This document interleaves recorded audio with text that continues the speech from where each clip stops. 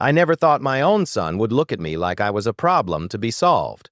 Not sick, not fragile, just inconvenient. The morning they sent me to the nursing home, the air in my kitchen felt different, cold, transactional. My daughter-in-law stood at the counter holding a clipboard like she was finalizing a corporate merger. She smiled at me the way people smile at waiters. "Mom," she said softly, "this is what's best for everyone. Best for everyone." Those 4 words cost them $12 million, but they didn't know that yet. My husband Robert built our logistics company from the ground up. 1 truck, 1 warehouse, 1 employee. 40 years later, it became a regional powerhouse, contracts across 3 states, real estate, investments. When he passed, everything transferred to me, every share, every deed, every account. Total valuation, just over $12 million. My son Daniel always assumed it would automatically become his, and eventually it might have. But Robert used to tell me something that stayed with me. Never hand control to someone until you've seen their character under pressure. So I didn't. The asset stayed in my name. That's when the tone changed. At first it was subtle. "Mom, maybe you should sign a power of attorney, just in case. You are not getting younger. We worry about your memory." My memory? I could still recite vendor agreements from 1998. I remembered fuel cost fluctuations from 2003. I remembered the exact day Daniel lost his first tooth. But suddenly, I was forgetful. Suddenly, I was confused. Suddenly, I was declining. It wasn't organic. It was strategic. Melissa stopped asking me to sign papers. She started documenting me instead. If I repeated a story, she wrote it down. If I misplaced my glasses, she nodded it. If I disagreed with her, she called it agitation. One afternoon, Daniel came over with a doctor I had never met. No prior appointment. No explanation. They sat me at my own dining table and asked me questions like I was on trial. What year is it? Who's the president? Subtract 7 from 100. I answered everything perfectly. The doctor nodded politely. A week later, I was labeled showing early cognitive decline. I never saw the full evaluation report, but I saw the invoice. Melissa arranged it. That night, I overheard them arguing in the hallway. "She won't sign," Daniel whispered. Melissa's voice was calm. Then we moved to phase 2. Phase 2. I didn't sleep that night. Instead, I made my own move. The next morning, I met privately with my attorney, not the family attorney. Mine. Within hours, every liquid asset was transferred into a protected irrevocable trust. Beneficiaries updated. A corporate trustee appointed. Not Daniel, not Melissa, a third party bound by fiduciary duty. The company shares were locked. Control preserved.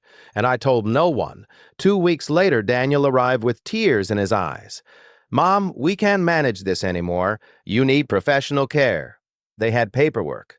They had statements, they had a narrative, and I was tired of defending myself. So I didn't argue. They packed my clothes, sold my car, listed my house within 10 days. They believed the money would follow. It didn't. The nursing home room was small, beige walls, 1 narrow window. A stranger across from me who stared at the television all day.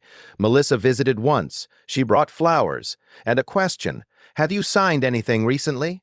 I smiled gently. "No." She studied my face a little too long before leaving. 30 days after placing me there, Daniel tried accessing the accounts. Locked. He called the financial advisor. Frozen. He tried the business line of credit. Denied. That's when the panic began. They stormed into my room like I had committed a crime. "What did you do?" Daniel demanded. I looked at him, not as a businessman, not as an opponent, but as the little boy I once held at 3 in the morning when he had nightmares. "I protected myself," I said calmly. "You manipulated this." I leaned forward slightly. "No, I prepared." But the money wasn't the real shock. The real shock came from Robert's final letter, a clause embedded in the original corporate structure. If our child ever attempted financial exploitation, coercion, or fraudulent control against a surviving spouse, that child would be permanently disinherited from my spouse. That child would be permanently disinherited. Robert had drafted it quietly. Daniel never knew. And now that clause activated.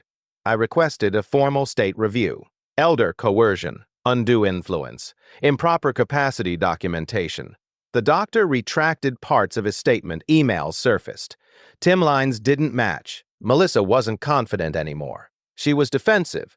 3 months later, I walked out of that nursing home legally cleared, fully independent, and still in control of every asset. Daniel called.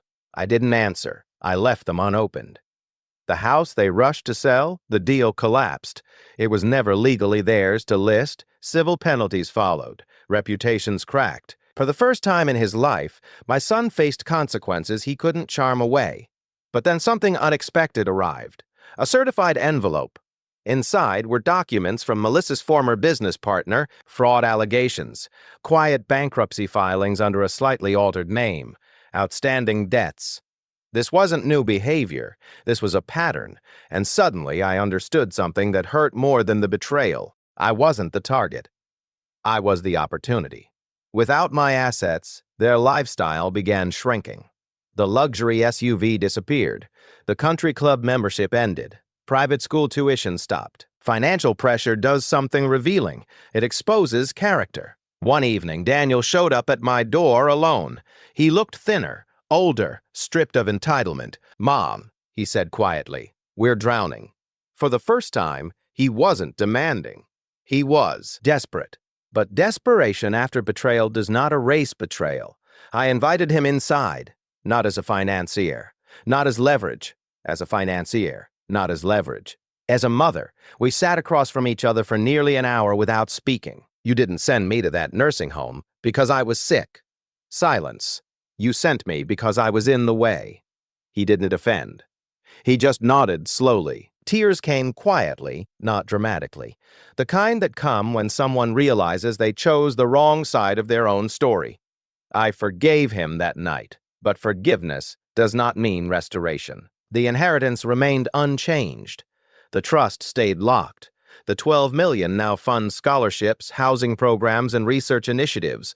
My grandson's future remains protected, but insulated from control. Daniel started working again from the bottom. No shortcuts, no safety net.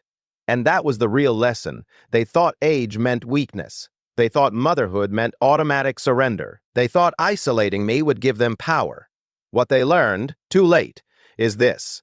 With bested eye, is this power without integrity collapses. Money without character destroys, but quietly moving the pieces before they realize you're playing.